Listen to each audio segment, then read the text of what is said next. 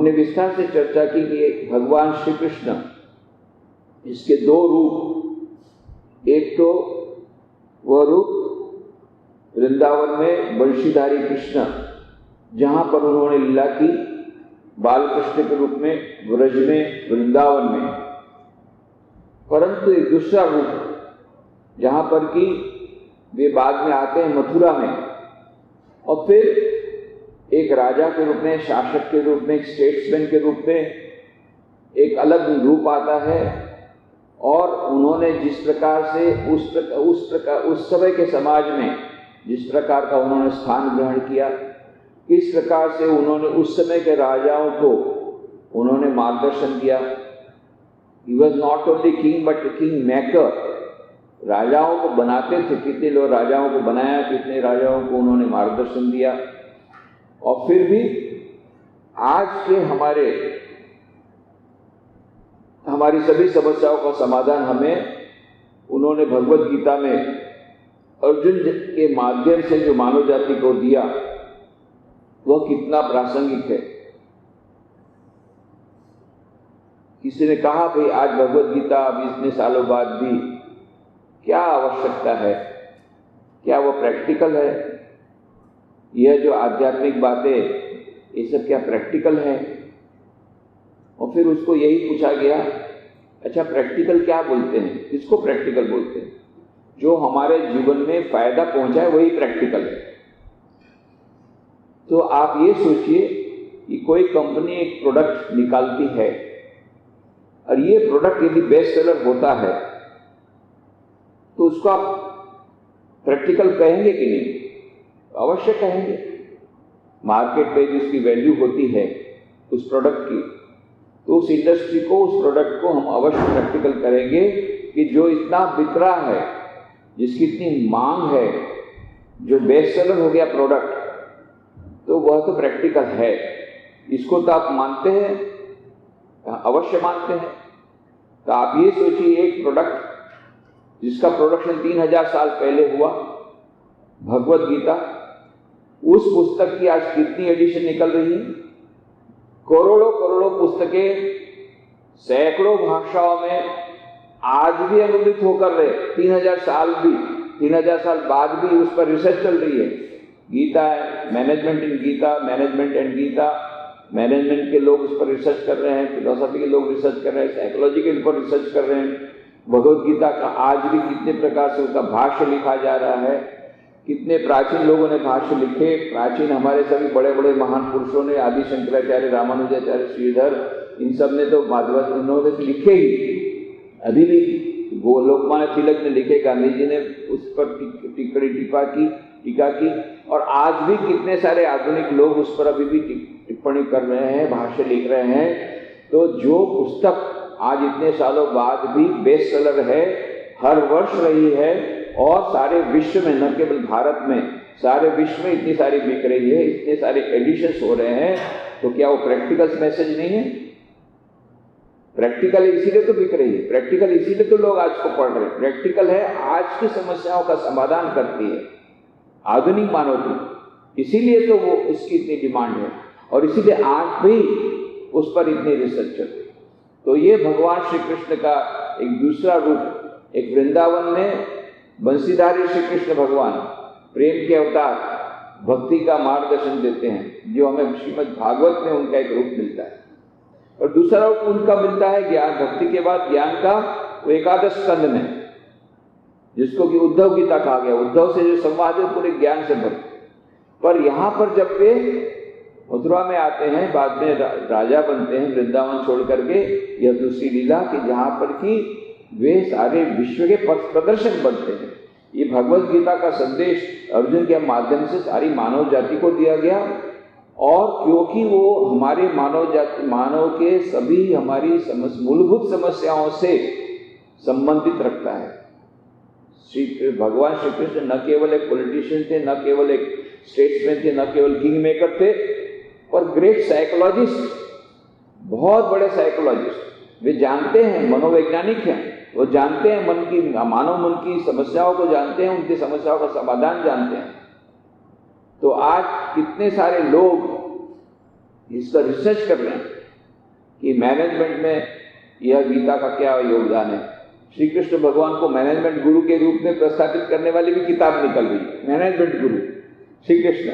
आजकल के मैनेजमेंट गुरु जो नहीं कर पा रहे हैं वो भगवान श्री कृष्ण ने बता दिया 3000 साल पहले। लीडरशिप, आज सबसे ज्यादा लीडरशिप जो सबसे ज्यादा सुविख्यात है सारे विश्व में, वो है सर्वेंट लीडरशिप। रॉबर्ट ग्रीनलीफ ने 1976 में अमेरिका में उन्होंने किताब लिखी है बहुत सारे सर्वेंट लीडरशिप पर, और उसमें बहुत सारे एग्जाम्पल दिए किस प्रकार से कितनी सारी कंपनियां जिनके सीईओ ने सर्वेंट लीडरशिप को अपने जीवन में अपनाया, वो कंपनियां कितनी आगे बढ़ रही है और बड़ी से बड़ी क्राइसिस में भी वो टिक गई है।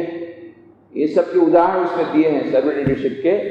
और आज सारे विश्व में सभी पूरे कॉर्पोरेट सेक्टर में ये सर्वेंट लीडरशिप, इस कॉन्सेप्ट को सब लोग स्वीकार रहे हैं। तो हम यही कहते हैं कि आप तो अभी स्वीकार रहे हैं, भगवान श्री कृष्ण ने सर्वेंट लीडरशिप का उत्कृष्ट उदाहरण 3000 साल पहले दिया। किंग मेकर होने के बावजूद अर्जुन के सारथी बने। सारथी से डिग्रेडेशन ज्यादा हो ही नहीं सकता। ड्राइवर की क्या सैलरी होती है? ड्राइवर, वो तो ड्राइवर बने, सारथी बने। तो ये सर्वेंट लीडरशिप का उत्कृष्ट उदाहरण और कहाँ मिलेगा? और मैनेजमेंट जितने प्रकार के हमारे सॉफ्टवेयर जो मैनेजमेंट के दो क्षेत्र हैं, hardware type of management, software type of management which is concerning more with self management, mind management, stress management, इन सब की बातें हमको जिस प्रकार से भगवान श्री कृष्ण जो बताते हैं भगवत गीता में, उसका हमने विस्तार से उस पर हमने चर्चा की थी। 6ठे अध्याय में किस प्रकार से माइंड मैनेजमेंट की बातें हैं, क्राइसिस मैनेजमेंट की बातें 2य अध्याय में आई कि जब कोई बड़ी क्राइसिस आती है, मेंटल क्राइसिस जिस अर्जुन को आई थी, तो किस प्रकार से भगवान श्री कृष्ण ने शॉक थेरेपी के द्वारा उसको ठीक किया।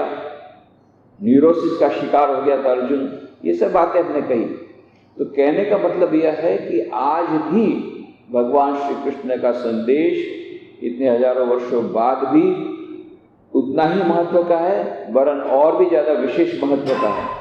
न केवल आत्म साक्षात्कार के लिए, न केवल हमारा आध्यात्मिक प्रगति के लिए, न केवल हमारे मुक्ति के लिए, परंतु दैनंदिन जीवन की समस्याओं के लिए, दैनंदिन जीवन की समस्याओं से उलझने के लिए, दैनंदिन जीवन की समस्याओं का सामना करने के लिए, दैनंदिन जीवन में सफलता प्राप्त करने के लिए भी भगवत गीता का संदेश अत्यंत महत्वपूर्ण है। और उसमें सबके लिए स्कोप है। ऐसा नहीं है कि भगवान श्री कृष्ण ने जो संदेश दिया तो किसी एक कैटेगरी के लिए।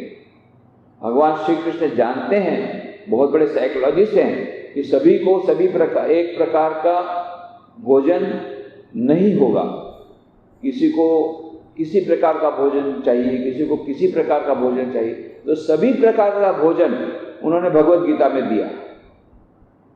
जो लोग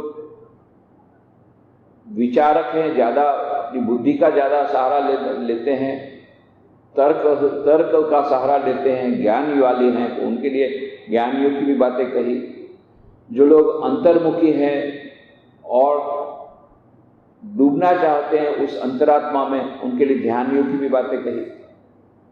और कुछ लोगों के लिए, अधिकांश लोग जो चुपचाप बैठ नहीं सकते हैं, कुछ किए बिना बैठ नहीं सकते हैं, बहुत चंचल हैं, कुछ न कुछ काम करना पड़ता है, उस काम को कर्मयोग में कैसे परिवर्तित करना, कुछ निस्वार्थता डाल करके उसके भी सीक्रेट बताया, उसका भी रहस्य 3 अध्याय में कर्मयोग में बताया। अब कोई उनमें से कुछ भी नहीं कर सकता, एकदम सब कुछ बोला भाई ये भी नहीं होगा हमसे, ये भी नहीं होगा। तो काम करो, दूसरे के लिए सेवा का काम करो, वो भी नहीं होगा। अब उसके लिए स्वामी विवेकानंद जब अमेरिका में गए तो उन्होंने लेक्चर दे गए, तो बाद में सब अमेरिकन भक्तों ने बोला कि lecture was fine but what we want is a comfortable religion. Swami ji बोले everybody now wants comfortable religion. Comfortable माने बिना कुछ किए अपना उद्धार हो जाए बस। और ये इसीलिए सभी लोग अब कंफर्टेबल रिलीजन में मिले हैं। 1 रुपये का नारियल चढ़ा दिया, बस हो गया, खत्म, मामला खत्म। कौन रोज सुबह शाम प्रार्थना करे, ध्यान करे, मंत्र जाप करे, ये करे, यज्ञ करे, वो करे? अरे भाई इतनी झंझट में नहीं जाना है, 1 रुपये का नारियल चढ़ा दो, वो भी खुद नहीं, किसी को भेज दिया। ये है कंफर्टेबल रिलीजन। कभी कंफर्टेबल रिलीजन सब लोग चाहते हैं। तो अर्जुन चाहते हैं, साइकोलॉजिस्ट हैं, उन्होंने सभी लोगों के लिए रखा भोजन, सबके लिए जैसे जैसे चाहिए। तो फिर उन्होंने देखा अर्जुन सभी प्रकार से ये करने के बाद अभी भी अर्जुन लाइन में नहीं आ रहा है, तो बोले ठीक, चलो कंफर्टेबल रिलीजन तुमको देते हैं, एकदम कंफर्टेबल भक्ति योग, कुछ नहीं करना है, सुबह शाम बस भगवान का नाम लो, उद्धार, और कुछ नहीं करना। तो ये बताया। फिर उन्होंने यही कहा कि मय्येव मन आदर्श मयि बुद्धि निवेश मय्येव अत ऊर्ध्वं न संशय। 11वें अध्याय की चर्चा हमने समाप्त कर ली। 12वें अध्याय के 12वें श्लोक की चर्चा हम लोग कर रहे थे, जहाँ पर 8वें श्लोक में उन्होंने कहा था मय्येव मन आदर्श मयि बुद्धि निवेश मय्येव अत ऊर्ध्वं न संशय। तुम मुझ में ही मन को स्थापित करो, मुझ में बुद्धि को निविष्ट रखो, इसे अनंत शरीर छोड़ने पर मुझ में ही प्रवेश कर सकोगे, इसमें संदेह नहीं है। तब अर्जुन का चेहरा देख करके देखा कि अभी भी चेहरे में परिवर्तन नहीं आ रहा है, अभी भी बैठा है डब्बा। तो ठीक है, तुम मन को स्थिर नहीं कर पा रहे हो, मैं समझ गया, मन को स्थिर नहीं पा रहा, कॉन्सेंट्रेशन का प्रॉब्लम है तुमको भी। तो उस समय के ज़माने में, आज तो बहुत ज़्यादा, अभी तो आ गया, टैबलेट आ गया, मोबाइल आ गया, ये आ गया, वो हो गया, सोशल मीडिया आ गया, और भी बहुत सारे डाइवर्शन आ गए, तो अभी तो प्रॉब्लम और मल्टीप्लाई हो गए। उस समय के ज़माने में तो अर्जुन का भी मन चंचल है। तो कहते यदि तुम, फिर कहते हैं अधचित्तम समाधातुं न शक्नोषि मयि स्थिरम अभ्यास योगेन ततो मामिच्छाप्तुं धनंजय।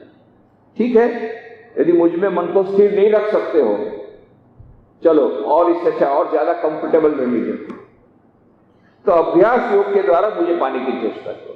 अभ्यास योग है, गया मन उसको वापस लाए, गया मन उसको वापस लाए, अभ्यास करना। फिर भी देखा कि अभी अर्जुन के चेहरे पर लाइट नहीं आ रही, तो बोले अच्छा अभ्यास है तो समर्थोसी मत्कर्म परमो भवो मदतमपि कर्माणि कुर्वन् सिद्धिं अवाप्स्यसि। अच्छा, अभ्यास में भी तुम असमर्थ हो, बोलो ये भी मैं नहीं कर सकता, अभ्यास भी नहीं कर सकता, तो चलो और तुमको और कंफर्टेबल बना देते हैं, और इजी, सरल। तो मेरी प्रीति के लिए पूजा पाठ श्रवण कीर्तन आदि कर्मों का अनुष्ठान करो, क्योंकि मेरी प्रीति के लिए कर्मों को करते रहने से चित्त शुद्धि हो जाएगी और फिर तुम मोक्ष लाभ कर सकोगे। फिर भी वही की वही बात, और कंफर्टेबल, अच्छा ठीक है, और अथैतदप्य शक्तोषि कर्तुम मद्योगम आश्रितः सर्व कर्म फल त्यागम तथा कुरु यथात्मवान्। और ये भी करने में असमर्थ हो, ये भी करने में असमर्थ हो, मेरे लिए सब काम करना, तो संयत होकर सब कर्म अर्पण रूप योग का आश्रय करके सारे कर्मों का फल त्याग कर दो मेरे लिए, बस कुछ नहीं करना, जो कर्म करना करो, सब फल त्याग कर दो। ये हमने पिछले समय कहा था किस प्रकार से श्री रामकृष्ण ने गिरीश घोष के लिए कितना सरल किया, कितना सरल किया, कितना सरल किया। आखिर तक गिरीश घोष कभी नहीं कर पाए, तब फिर उन्होंने कहा ठीक है तू कुछ नहीं कर सकता, मैं तेरे लिए करूंगा, चल मुझे वकालतनामा दे दे, पावर ऑफ अटॉर्नी दे दे। तब गिरीश घोष प्रसन्न हुए, ले लिया, जाओ दे दिया तुमको ला पावर ऑफ अटॉर्नी। जैसे वकील को देते, वकील हमारे बदले लड़ेगा, मैं तुम मेरे बदले भजन करना, साधन भजन करना, मेरे को कुछ नहीं करना, तुमको कुछ नहीं करना है। और ये शराब वराब पीना ना, वो जो करते हैं तुम करते जाओ, सब पाप मैं सहन करूंगा। गिरीश घोष इतने प्रसन्न हुए, पहले से पता लगता कि ऐसे गुरु मिलने वाले थे, जरा और ज्यादा पाप कर लेते, यानी मानो कम किया हो। बोलते हैं मैंने पाप किया, मैंने जो कर्म किया, कुकर्म किया, एक भी कुकर्म बाकी नहीं रखा, और शराब की बोतल एक के ऊपर चढ़ा दो तो माउंट एवरेस्ट से ऊपर चली जाएगी। कवि थे तो कवि की भाषा में बात करते थे, और फिर भी बोलते हैं पहले से पता रहता कि गुरु ऐसे मिलने वाले जो मेरा सब कुछ ले लेंगे, मुझे कुछ नहीं, साहब वही करेंगे, मेरे बदले साधना भी वही करेंगे। तो बढ़िया, इससे ज्यादा कंफर्टेबल और क्या हो सकता है। हमको कुछ करना नहीं है, और ये एक ऐसा वकील है, बाकी वकील को तो हम पावर ऑफ अटॉर्नी देते हैं, वो हमारे में लड़ता है और फीस तभी लेता है। अभी तो वकील की फीस और भी देखो कितनी तगड़ी हो रही, अमेरिका में तो और ज्यादा, यहाँ पर हमको भारत में पता नहीं लगता है। वहाँ सबसे ज्यादा तगड़ी फीस डॉक्टर वॉक्टर की नहीं है, सब वकील की है, क्योंकि एक एक वकील आपको मिलियंस ऑफ डॉलर्स का आपको जीता दिया तो मिलियंस ऑफ डॉलर आपके हो गए। उसमें से कुछ डॉलर वो ले ले। तो फीस तो यहाँ पर बहुत कम है रिलेटिवली अमेरिका से, पर फिर भी ये बताते हैं यहाँ पर तो फीस भगवान ले नहीं रहे हैं, पावर ऑफ अटॉर्नी सिर्फ ऐसे ही दे दो, मुफ्त में काम करेंगे तुम्हारे लिए, कुछ नहीं, नो फीस। तो ये श्री कृष्ण भगवान ने इतना कंफर्टेबल बना दिया, अर्जुन को बोला तो ये भी नहीं कर सकता है तो फिर ये कहा श्रेयो ज्ञानम अभ्यासात् ज्ञानात् ध्यानात् विशिष्यते ध्यानात् कर्मफल त्यागा शांति निरंतरम। और ऐसा मत सोच ये त्याग करने से तुझे अशांति होगी, ये जो त्याग करेगा उससे मन में बड़ी अद्भुत शांति मिलेगी, ये एक्स्ट्रा बेनिफिट है। बाकी मोक्ष तो प्राप्ति होगी, पर ये फल त्याग जब तू करेगा अद्भुत शांति तुझे मिलेगी।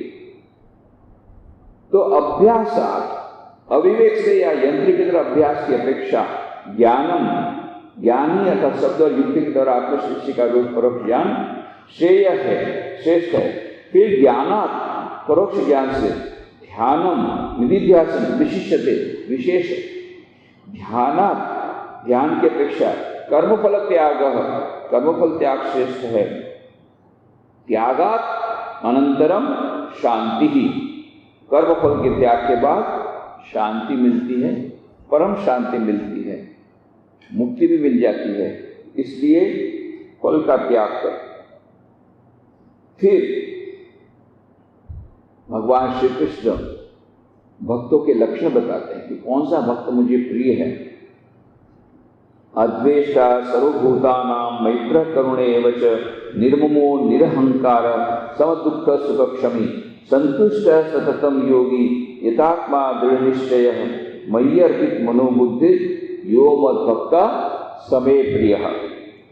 सर्वभूतानां समस्त प्राणियों के प्रति अद्वेष्टा, अद्वेष्टा माने द्वेष रहित, द्वेष्टा माने द्वेष, अद्वेष्टा द्वेष रहित बिना द्वेष के, मैत्र माने मित्र भाव युक्त, करुण माने करुणा, निर्मम ममत्व बुद्धि रहित। हम लोग ये निर्मम को हमको पॉजिटिव लेना है, नेगेटिव भाषा में नहीं लेना है। कोई बोलते हैं अरे ये तो एकदम निर्मम हो गया है, मतलब हृदय नहीं है उसके पास, ऐसा निर्मम नहीं। यहाँ निर्मम का मतलब होता है ममता से रहित, निरहंकार एवं च समदुःख सुख क्षमी, सुख और दुख में समभावा संपन्न, क्षमी मन क्षमाशील, सततम सदा संतुष्ट योगी एकाग्रचित यथा आत्मा संयचित दृढ़ निश्चय दृढ़ विश्वासी मई अर्पित मन बुद्धि ही, मुझमें मन और बुद्धि को सौंपने वाला यह जो मद भक्त मेरा भक्त अर्थात भजनशील है, स वह में मेरा प्रिय है, अर्थात समस्त प्राणियों के प्रति द्वेष रहित, मित्र भाव युक्त, दयालु, ममत्व बुद्धि रहित और अहंकार शून्य, सुख और दुख में संभावापन्न, क्षमाशील, सदा संतुष्ट, एकाग्रचित, संयत, दृढ़ विश्वासी, मुझमें मन और बुद्धि को सौंपने वाला जो मेरा भक्त है वो मेरा प्रिय है। तो कितने सारे विशेषण भगवान श्री कृष्ण यहाँ लगाते हैं। कौन सा भक्त मुझे प्रिय है, तो इस प्रकार से बहुत सारे वहाँ पर विशेषण लगाए कि जो इस प्रकार से वहाँ पर अहंकार शून्य है, द्वेष रहित है, दयालु है, मित्र भाव युक्त है, ममत्व बुद्धि रहित है, सुख और दुख में संभावापन्न है, क्षमाशील है, सदा संतुष्ट रहता है, एकाग्र चित्त है, संयत है, दृढ़ विश्वासी है, मुझमें मन और बुद्धि को सौंपने वाला है, ऐसा भक्त वह मेरा प्रिय है। आप कितने सारे भक्त हमारे भारतवर्ष तो भक्तों की भूमि है, कितने संत हो गए, कितने भक्त हो गए। आप किसी का भी जीवन चरित्र देख लीजिए, चाहे नरसिंह मेहता हो, चाहे संत तुकाराम हो, चाहे मीराबाई हो, इस सभी भक्तों में आपको ये सब लक्षण मिलेंगे, सभी ये लक्षण मिलेंगे। परमेश्वर की प्रसन्नता के कारण ये सब कारण जो है, मतलब इनसे प्रसन्नता मिलती है, भगवान को प्रसन्नता मिलती है, ये लक्षण हम में आ जाते हैं। तो इस प्रकार से यहां पर जो लक्षण बताए तो क्यों बताए, तो हमने कहा था जिस समय द्वितीय अध्याय में अर्जुन ने पूछा था कि इस प्रकार से स्थिर बुद्धि जब होता है तो भगवान ने बताए, श्री कृष्ण भगवान ने बताया सब स्थिर बुद्धि होने से इस प्रकार का होता है, उस प्रकार का होता है। तो उन्होंने अंत में यही कहा, ये प्रज्ञावान जो होता है, जो स्थिर बुद्धि वाला होता है, इस प्रकार से सभी प्रकार को करता है, तो वही मानो श्रेष्ठ हो जाता है, मानो परफेक्शन, वह अंतिम उस श्रेष्ठता को प्राप्त करता है। तो यह अर्जुन के मन में द्विधा हुई थी कि जिसकी प्रज्ञा स्थिर हो गई है तो ये कैसा विचित्र प्रकार का प्राणी होगा कि उस पर कोई असर नहीं होता है, तो ये कैसा होगा। स्थित प्रज्ञ से का भाषा स्थित किम प्रभाषेत किमासीत व्रजेत किम। तो ये कैसे चलता है, कैसे घूमता है, कैसे बिहेव करता है, कैसे बोलता है, ये स्थित प्रज्ञ आप जो बोल रहे हैं उसके लक्षण जानना चाहता है। और तब वहां पर लक्षण गिनाए, व्रजहाति यदा कामान सर्वान् पार्थ मनोगतान् आत्मन्येव आत्मना तुष्ट स्थित प्रज्ञस्त दोचते दुखेष्वनो दिग्मना सुखेषु विगतस्त्रिय वीतराग भय क्रोध स्थित दुर्मुनि रुच्यते। तो यह बात बताई सबकी, बहुत सारे लक्षण स्थित प्रज्ञ के लक्षण बताए।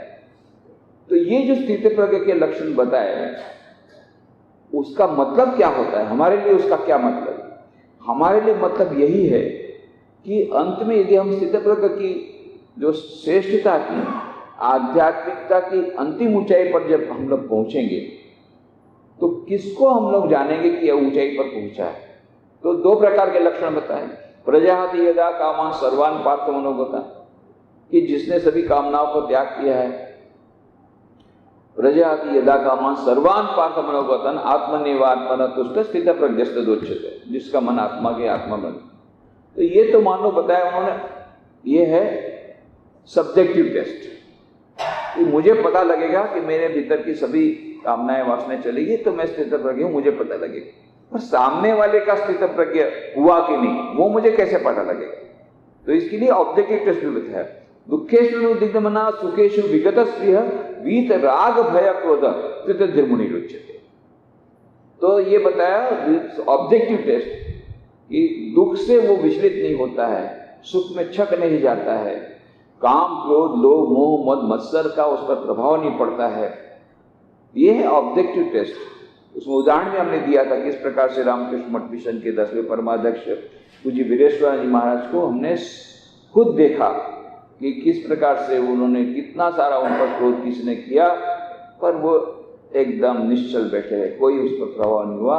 स्थिर प्रज्ञता के लक्षण सचमुच में हो सकते हैं, किसी में आ सकते हैं, इसका प्रमाण कि हमने देखा है, एक व्यक्ति को कम से कम देखा कि इस प्रकार से हम लोग तो थोड़ा सा एक कोई शब्द बोल दे तो देखो फिर हम बता देते हैं हमारा टेम्पर कितना, कितने टेम्परेचर हमारा है हम बता देते हैं। परंतु इतना सारा उसने 15 मिनट तक गाली दिया, महाराज चुपचाप निर्विकार, थोड़ी सी भी मन मुख पर थोड़ा सा भी विकार नहीं देखा गया। यह स्थित प्रज्ञता के लक्षण ये आते हैं जब उस हाइट पर, उस ऊंचाई पर हम पहुंच जाते हैं। तो वहां पर स्थित प्रज्ञता के लक्षण बताए थे। उस समय वो भाष्य में कहा गया कि ये जो लक्षण है, ये लक्षण आपको बताएंगे कि कौन वहां तक पहुंचा है। तो हमारे लिए फायदा क्या है? हमारे लिए फायदा केवल इस बात का नहीं है कि हम ये समझ सकेंगे कि हम उस स्टेज तक पहुंचे कि नहीं और सामने वाला तक पहुंचे कि नहीं। एक उसका एक और फायदा ये है, इन लक्षणों को जानने से, इन लक्षणों का अभ्यास ही इन लक्षणों को पाने का मार्ग है। वंडरफुल। तो ये स्थित प्रज्ञ स्थिति तक पहुंचेंगे कैसे? तो भाष्य में यही कहा गया, श्रीधर ने यही कहा कि जो लक्षण बताए गए उस अंतिम स्थिति में पहुंचने के लिए स्थित प्रज्ञता के जितने लक्षण बताए गए, ये सभी लक्षण इनका बुद्धिपूर्वक पालन करना, इनके लिए इनको पाने के प्रयत्न करना, यही उनको पाने का मार्ग है। ये केवल लक्षण ये नहीं पाने के बाद ऐसा होगा, नहीं। मिलेगा कैसे, हम स्थितप्रज्ञ बनेंगे कैसे? जो जो लक्षण बताए हैं उनको अपने जीवन में लाने का प्रयत्न करना। गुस्सा आता है तो उसको नियंत्रित करने का प्रयत्न करना। तब एक समय ऐसा आएगा जब हम क्रोध से विचलित नहीं होंगे।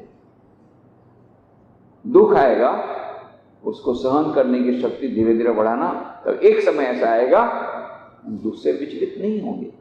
तो ये इन लक्षणों को हमारे जीवन में लाने के लिए मार्ग कौन सा है? उन लक्षणों को मानो हमारे जीवन में आ गए हैं, मानो मैं स्थितप्रज्ञ हूं और मुझे यदि कोई कहता है तो मैं कैसा बिहेव करूंगा, ऐसा बिहेव करने का प्रयत्न करना, ये स्थितप्रज्ञ लक्षण प्राप्त करने का मार्ग है। तो जो लक्षण है उस परफेक्शन के, उसको प्राप्त करने की साधना क्या है? ये लक्षण ही उस साधना भी है। उस लक्षण को अपने जीवन में लाने का प्रयत्न करना, ये उसकी साधना है। उसी प्रकार से यहाँ पर 12वें अध्याय में जबकि हम भक्ति की चर्चा कर रहे हैं तो भगवान श्री कृष्ण इस प्रकार से विस्तार से भक्त के लक्षण बता रहे हैं। ये भक्त के लक्षण से जानने से क्या मिलेगा कि कौन भक्त है, सच्चा भक्त है या नहीं, ये हमको पता लगेगा। ऐसे तो बहुत सारे भक्त हैं, कितने प्रकार के? मुख्य तो 2 प्रकार की भक्ति है। एक है शुद्ध भक्ति, दूसरी वैधि भक्ति। जहां पर भक्ति योग में स्वामी विवेकानंद ने कहा अपरा भक्ति परा भक्ति। तो यह जो वैधि भक्ति है उसमें क्रियाकांड है, उसमें अर्चना है, 9 प्रकार की विधि बताई कि पूजा है, अर्चना है, गंध धूप दीप नैवेद्य, इस प्रकार से ईश्वर की पूजा करना, भजन करना, कीर्तन करना, स्मरण करना, ईश्वर का नाम लेना, मंत्र का जाप करना, संकीर्तन करना, ये सब उन श्रवण करना, उन भजनों को श्रवण करना, उन श्रवणों को बोलना, इस प्रकार से उनके गुणों को सुनना, सत्संग में जाना, ये सब वो मानो लक्षण बताए। ये है वैदिक भक्ति, जिसमें कि नियम के अनुसार इतने समय में पूजा करनी पड़ेगी, इतने समय ये करना पड़ेगा, इतने समय में ये करना पड़ेगा। और दूसरी है पराभक्ति। ये पराभक्ति है जो कि परम पद की प्राप्ति करा देता है। वह बहुत ही हाई स्टेज, बहुत ही ऊंची स्टेज। वहां पर केवल उसका एकमात्र लक्षण है प्रेम। जहाँ पे नारद भक्ति सूत्र में ये बताया, पहले ही कहा हम भक्ति व्याख्या अथवा भक्ति व्याख्यास्याम, अब मैं भक्ति की व्याख्या करूंगा। सच परम प्रेम स्वरूपाच, प्रेम स्वरूप नहीं, परम प्रेम स्वरूपाच, अमृत स्वरूपाच, अमृत में है और परम प्रेम में। तो हमारे लिए शब्द है भाई परम प्रेम और अमृत कैसे होता है? तो उदाहरण देते हैं, यथा व्रज गोपिका नाम, यथा व्रज गोपिका नाम, व्रज की गोपिकाओं जैसा प्रेम था, ऐसा प्रेम वो परम प्रेम है। ये पराभक्ति है। नरसिंह मेहता की भक्ति पराभक्ति है, अपने आप से शुद्ध नहीं है। श्री रामकृष्ण की भक्ति पराभक्ति। उन्होंने जब कहा शशधर पंडित ने कहा कि मुझे अभी संध्या करने के लिए जाना पड़ेगा, नहीं तो बातचीत तो अच्छी हो रही थी पर मेरा समय हो गया अभी संध्या करने का। बोले माँ की दया से मैं उनसे परे हो गया हूँ। वो शुरू में ये सब करना पड़ता है, वैदिक भक्ति। अब पराभक्ति, जहाँ पर कि परम प्रेम आ गया, वो परम भक्ति जब आ जाती है तब ये बाहर के विधि विधान, बाहर के जो रीति रिवाज नियम, ये सब से परे हो जाता है। तो स्वामी जी पराभक्ति की बहुत जरूरत है। तो यह जो उदाहरण दिया गया जहाँ पराभक्ति में ऐसा उत्कट प्रेम है, उसका सबसे बड़ा लक्षण संपूर्ण अहम शून्यता, अहंकार का लेश मात्र नहीं है और स्वार्थ परायणता का लेश मात्र नहीं है। ये है परम प्रेम, परम प्रेम या पराभक्ति का लक्षण। जैसे कि गोपिकाओं में था, गोपिका व्रज की गोपिकाएं, ये एक बार नारद जी को ऐसा लगा कि मेरे से ज्यादा बड़ा भक्त तो कौन है, अब सर्टिफिकेट तो देगा कौन? सबसे बड़ी यूनिवर्सिटी तो भगवान की, विष्णु भगवान की यूनिवर्सिटी, उससे बड़ी यूनिवर्सिटी तो है ही नहीं, वहाँ का सर्टिफिकेट लाना पड़ेगा। तो विष्णु भगवान को जाकर के बोले, अच्छा भगवान, अच्छा ये तो बताओ सारे पृथ्वी में सबसे बड़ा भक्त तुम्हारा कौन है? सुनना तो यही चाहते थे नारद, तुमसे बड़ा भक्त कौन हो सकता है? तीनों लोकों में दिन रात हरे नाम हरे नाम हरे नाम केवलम, सारे दिन रात मेरा नाम लेते रहते हो, तो तुमसे बड़ा भक्त तो कोई है ही नहीं, ऐसा सुनना चाहते थे। भगवान श्री कृष्ण ने देखा कि थोड़ा सा नारद में सूक्ष्म अभिमान आया, और जहाँ सूक्ष्म अभिमान आया तो फिर साधक का पतन हो जाता है, भक्ति सच्ची भक्ति चली जाती है। तो उन्होंने सोचा कि अभी इसको तो ठीक करना पड़ेगा, रोग आ गया है, ऑपरेशन करना ही पड़ेगा, ऑपरेशन इज अ मस्ट। तो भगवान जब भी ऑपरेशन करते हैं एनेस्थीसिया का पहले प्रबंध करते हैं, तो भी उसको ज़्यादा दर्द न हो। कभी भी ऑपरेशन, स्पिरिचुअल ऑपरेशन जब भी करते हैं भगवान, वो इतना केयर रखते हैं कि भाई पहले एनेस्थीसिया का व्यवहार होया करो। अब भगवान ने सोचा इसका ऑपरेशन करना पड़ेगा, तुम अहंकार को निकालना पड़ेगा काट करके, नहीं तो मुश्किल है। तो उन्होंने ये कहा कि नारद तेरी अभी तो ये सब बातें बाद में होगी, पहले ये मेरे को बड़ी समस्या होगी। क्या हो गया? सिर में बहुत दर्द है, सिर में बहुत दर्द है, दवाई ले लीजिए। बोले दवाई मिल नहीं रही। क्यों? आप बोलिए मैं अभी दवाई ले आता हूँ। अरे मैं तो आपका सबसे बड़ा भक्त हूँ, खुद ही कहा बाद में, आप मुझे वो याद ही नहीं करते, ये सिर दर्द है, लाइए मैं दवाई ला देता हूँ, मैं तो आपका सबसे बड़ा भक्त हूँ, खुद ही सर्टिफिकेट दे दिया। पर मिलती नहीं है दवाई। अरे मेरे को बोलिए, मैं तो तीनों लोक में जाता हूँ, आपका नाम लेते ही रहता हूँ, और तीनों लोक में रोज जाता हूँ, प्रदक्षिणा करता हूँ, जहां से लाना हो ले आऊंगा। ये दवाई बहुत मुश्किल की है, नहीं मिल रही है। नहीं आप बताइए तो सही, दवाई तो बताइए, नाम बताइए, मैं आपका सबसे बड़ा भक्त हूँ, बार बार बोल रहे हैं। बात यह है कि इसकी एक ही दवाई है, कोई भक्त अपनी चरण की रज यदि मुझे सिर पर दे दे तो मेरा सिर दर्द हो जाएगा। हाँ बोले ये तो बड़ा विचित्र दवाई, ये कौन देगा? किसकी ऐसी हिम्मत है हजारों नरक में जाने की कि भगवान के सिर पर अपनी चरण धूलि देगा और हजारों बार नरक में जाएगा? ये विचित्र है। तो बस बोले अब तो मेरा सिर दर्द बहुत बढ़ रहा है, बहुत बढ़ रहा है, जल्दी से दवाई का प्रबंध करो। नारद बोलता मैं जाता हूँ। जहाँ भी जाते हैं, अब नारद ये भूल गए कि खुद भी भक्त है, अपनी चरण धूलि दे सकते थे,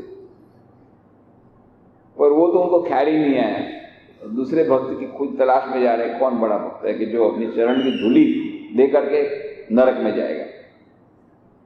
ऐसा घूमते घूमते कहीं कोई बोले तुम पागल हुए हो क्या, हमारी चरण धूलि भगवान के सिर पर? थोड़ा सोचो, शराब पिया है ना क्या पिया है, पागल हो गए हो? हमारे चरण की धूलि सिर पर भगवान पर, ये क्या बात कर रहे हो? भगो भगो भगो, सब भगा दिया। आए फिर आखिरी में व्रज में आए। व्रज में गोपी कहा अरे कहाँ से आ रहे, वैकुंठ से आ रहे? बोले हाँ। अरे हमारे भगवान कैसे हैं? अरे भगवान में बहुत हालत खराब है, सिर दर्द है। हमारे भगवान को सिर दर्द हुआ तो आप दवाई नहीं ले रहे? दवाई मिल नहीं रही, क्या दवाई है? अरे दवाई बड़ी विचित्र है, कोई चरण अपने भक्त की चरण धूलि देगा, उसके सिर पर रखेंगे तब उनका। अरे इतनी सी बात है, ले जाओ, जितना चरण धूलि ले जाओ, ले जाओ, ले जाओ, अभी ले जाओ, जल्दी ले जाओ। अरे तुमको मालूम है ये चरण धूलि सिर पर लगानी है भगवान के, हजारों नरक में जाओगे। अरे ये सब बातें बंद करो, हमारे भगवान वहां दर्द में पड़ रहे हैं और तुम ये सब बातों में साइन जाओ, भगो जल्दी से, हम हजारों हजारों नरक में जाने को तैयार है। हमारे प्रियतम को सुख होना चाहिए, ये है परम प्रेम।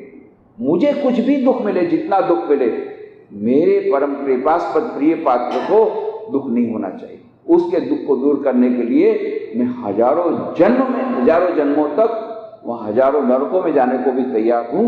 ये है सच्ची कसौटी, प्रेम की कसौटी। ऐसी निस्वार्थता जहां की जिसको प्रेम किया जाता है उस प्रेमास्पद को थोड़ा सा भी दुख न हो, और उस दुख को दूर करने के लिए मुझे कितना भी दुख सहन करने को तैयार मैं रहूं। ये प्रेम की परीक्षा, ये परम प्रेम, ये परम प्रेम की परीक्षा में।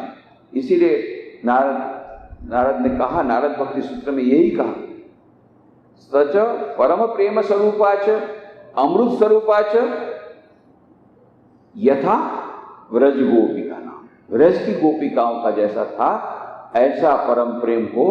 ये नारदी भक्ति जो भगवान श्री रामकृष्ण देव बारंबार कहते थे, कलयुग में नारदी भक्ति। क्यों? इतने सारे यज्ञ हम कर नहीं पाएंगे, न हमारे पास इतना पैसा है, न इतने घोड़े हैं जो हम अश्वमेध यज्ञ करेंगे, ये यज्ञ करेंगे, वो यज्ञ करेंगे, या यज्ञ करेंगे। न तो इतना पैसा है, न उतना समय है, न हम इस प्रकार से बहुत पूजा पाठ पे सारा दिन संकीर्तन कर सकते हैं, भजन कर सकते हैं, नाम कीर्तन कर सकते हैं। तो ये भी हमारे लिए जब संभव नहीं है, और न हम ध्यान कर सकते हैं, ज़्यादा श्री राम के जी कहते हैं बंदर जैसा ध्यान। बंदर भी ध्यान करता है। बोले एक बार देखा, पेड़ पर बैठा है बंदर, ध्यान कर रहा है। तो क्या ध्यान कर रहा है कि कौन से पेड़ पर कौन सा फल है, यही ध्यान कर रहा है। और जैसे एक क्षण हुआ, फट करके हुक करके गया और फल खाता है। जो बंदर का ध्यान, ये है हमारा ध्यान।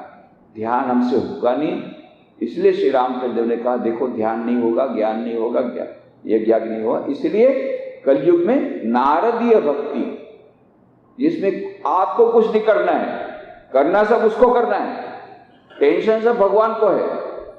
नरसिंह मेहता की परीक्षा ली गई, हार मिल रहा है, अब टेंशन भगवान को है। हुंडी तो नरसिंह मेहता ने दे दिया, उनको कोई टेंशन नहीं, वो अपना हरिनाम कर रहे। इधर भगवान को टेंशन है, पहुंचना पड़ेगा भैया, जाकर के द्वारका, नहीं तो हमारी प्रेस्टीज पंचर हो जाएगी। ये ऐसा विचित्र नियम है, जहां भक्त को टेंशन नहीं होता, भगवान को टेंशन होता है। टेंशन भगवान का, भक्तों को कुछ नहीं। ऐसा अद्भुत ये भक्ति योग, कंफर्टेबल रिलीजन दिया भगवान श्री कृष्ण ने हम लोगों को अर्जुन के माध्यम से। तो ये जो लक्षण बताए, ये लक्षण इस पर क्यों बताया गया कि ये लक्षण हमको पता लगेगा कि कोई हम देखेंगे तो ये सच्चा भक्त है या नहीं, और हम लोग सच्ची भक्ति की ओर प्रयाण कर रहे हैं कि नहीं, ये पता लगेगा। और सबसे बड़ा इसका उपाय, सबसे बड़ा इसका लाभ क्या है? इन्हीं लक्षणों को अपने जीवन में लाने का प्रयत्न करना, यही इन लक्षणों को प्राप्त करने का सबसे बड़ा मार्ग है, जहां साध्य और साधन एक हो जाते हैं। तो ये लक्ष्य, भक्ति मार्ग के लक्षणों को हम यदि याद रखें और उनको अपनाने का प्रयत्न करें, तो एक दिन ऐसा आएगा जब ये लक्षण भी हमारे भीतर आ जाएंगे। धीरे धीरे हम आगे बढ़ेंगे, परंतु ये है सेफ मार्ग, इसमें डेंजर कुछ नहीं है, सरल मार्ग है और रिलेटिवली सरल है और रिलेटिवली अफोर्डेबल है। ज़्यादा कुछ प्राइस देना नहीं है, ज़्यादा कीमत नहीं चुकाना है, वो कर दो, ये कर दो, उसका त्याग कर दो, ये बलिदान, ये कुछ नहीं। समय भी ज़्यादा नहीं देना है इसमें, ऐसा भी नहीं कि ज़्यादा आपको समय देना पड़ेगा, ये तो मन की बात है।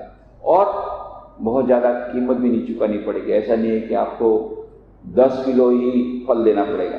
एक फल देने से ही भगवान संतुष्ट, नहीं फल दे सकते तो पत्रम पुष्पम फलम तोयम। तो अभी हमने सोचा था 1 टन से, फिर बोला अरे यार वो तो बहुत कॉस्टली होगा, तो चलो 1 किलो का दाम तो बहुत बढ़ गया है, चलो 100 ग्राम एक फल दे देते हैं। फिर मन में आता है यार 100 फल, भगवान ने तो कहा है पत्रम पुष्पम फलम तोयम, तो पत्र पुष्प फल वो 3 में से कुछ भी दे सकते हैं, तो क्यों ना एक फूल दिया जाए, फूल एक दे देते हैं। फूल की भी कॉस्ट देगा, फूल भी कॉस्टली है, वो भी 1 रुपये में एक फूल आएगा, तो पत्र दे दो। ये मुफ्त में, बोले भैया ये हमको फूल नहीं चाहिए तो ये पत्र दे दे, बोले पत्र मुफ्त में ला, ये जाकर भगवान को चढ़ा दिया। यहां तक भगवान ने कॉम्प्रोमाइज किया, भाई तुमको कोई भी कॉस्ट नहीं पड़ेगा, पत्रम पुष्पम फलम तोयम यो में भक्त्या प्रयच्छति, उससे भी मैं संतुष्ट हो जाऊंगा। सारा दिन रात मेरा कीर्तन नहीं कर सकता है तो 2 बार कम से कम नाम ले ले, कुछ नहीं करता स्मरण मन कर ले, कीर्तन नहीं करता, और कंफर्टेबल बनाते जा रहे हैं भगवान श्री कृष्ण। देखते हैं ये सब आधुनिक मानव आने वाले सब अर्जुन जैसे, अर्जुन मॉडल है सब, तो वो समझ पा रहे हैं कि नहीं है कैपेसिटी, कोई बात। इसलिए आज हमारे लिए भक्ति योग बहुत ही सरल हमारे लिए बना करके भगवान श्री कृष्ण एकदम माइल्ड डोज दे रहे हैं, बहुत माइल्ड कर दिया, बहुत माइल्ड कर दिया। और डाइल्यूट डाइल्यूट डाइल्यूट, एकदम डाइल्यूट फॉर्म में कैप्सूल पिला रहे हैं, एकदम डाइल्यूट, ताकि हमारी कैपेसिटी नहीं, इसलिए वो सब समझ पा रहे कोई बात नहीं, इससे भी हो जाएगा, उद्धार हो जाएगा। ऐसा अद्भुत हमको भगवान श्री कृष्ण आज के आधुनिक मानव के लिए इसीलिए ज्यादा उपयोगी है, क्योंकि जिसको जो पचेगा उस प्रकार का फूड भगवद गीता में भगवान श्री कृष्ण ने दे दिया। नहीं हो सकता है ध्यान, कोई बात नहीं, बहुत मन चंचल इधर उधर भटकता, कोई बात नहीं, तो ज्ञान ले लो। तो ज्ञान भी नहीं है, उसमें भी विवेक वैराग्य ये सब नहीं, झंझट करना, कोई बात नहीं, तो निस्वार्थ सेवा करो, उसकी भी कैपेसिटी नहीं है, तो चलो भक्ति करो, एकदम सरल बना दिया।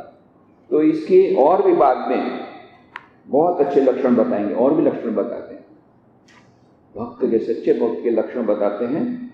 इसकी चर्चा हम लोग अगले रविवार को करेंगे, आज यहीं पर समाप्त।